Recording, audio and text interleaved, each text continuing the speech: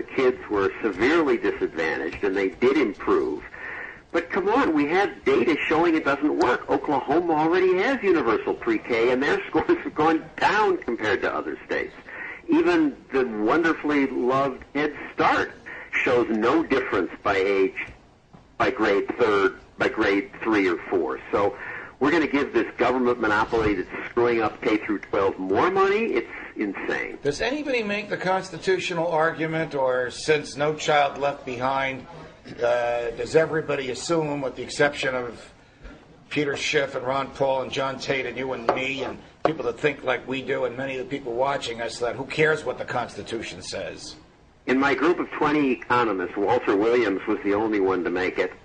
But I'm sad to say that in terms of my audience on 2020, I don't think it convinces people. I think people have believe the General Welfare Clause allows anything to happen. One last topic I'd like to get into, and I very much appreciate your time, John, and I think it's another issue you're going to address on Friday, and that is the privatization of roadways.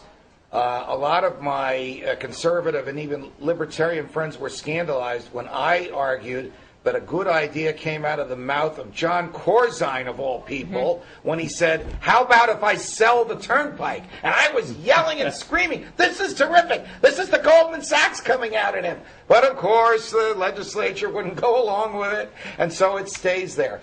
Talk to us about the status of this kind of privatization, John. They appear to be hugely successful. The Chicago Skyway, we talked to Indiana Governor Mitch Daniels. He says he saved the taxpayers billions, and the private company runs the roads better. But nevertheless, as you say, I mean, Corzine got it right, even a stopped clock, right, twice a day. Florida, it's been beaten back, and Texas, it's been beaten back. What, you're going to sell my road to a private company? Are there any, John Tate, any other efforts around the country to sell highways to private industry? They pay the state an upfront fee for the real estate, and then they collect the tolls and maintain the safety and security of the roadway. Do you know of anywhere else that might be happening? Well, actually, I know here in the D.C. area, from Dulles Airport into D.C., there's been talk for years of a private toll road, and, of course, it's run into lots of opposition, and both the state and the federal government want to keep control of it. I don't know where that stands right now. I think the token Republican in the Obama cabinet is open to it. Well, that'd be very interesting. John Stossel. Sell them to private equity firms. Right, sell it to a private equity firm. John, when can we see 2020? 10 o'clock on Friday.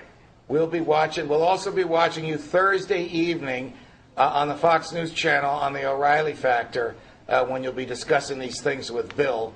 And, of course, if you go to YouTube, you can see these clips from Freedom Watch anytime, day or not. John, thanks very much for joining us. Thanks. All right. Any last thoughts, Peter Schiff? Are we poorer than we were when last we met on Freedom Watch a week ago? I'm not, but unfortunately, a lot of people might be.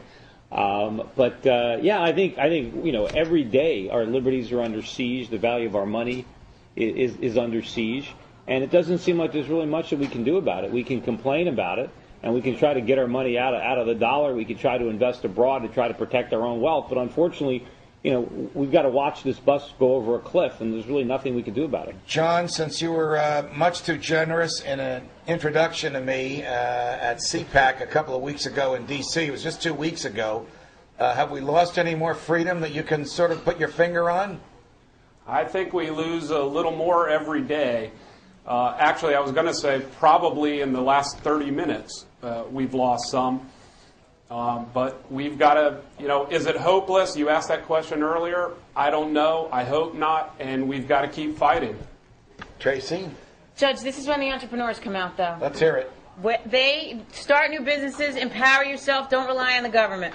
Thank you very much. Thanks, guys. Amen. Thanks, John Tate, Peter Schiff, Tracy Burns, Lew Rockwell, Congressman Ron Paul, and the great John Stossel. Judge Napolitano for Freedom Watch until 2 o'clock Eastern, 11 in the morning in California, next Wednesday on FoxNews.com.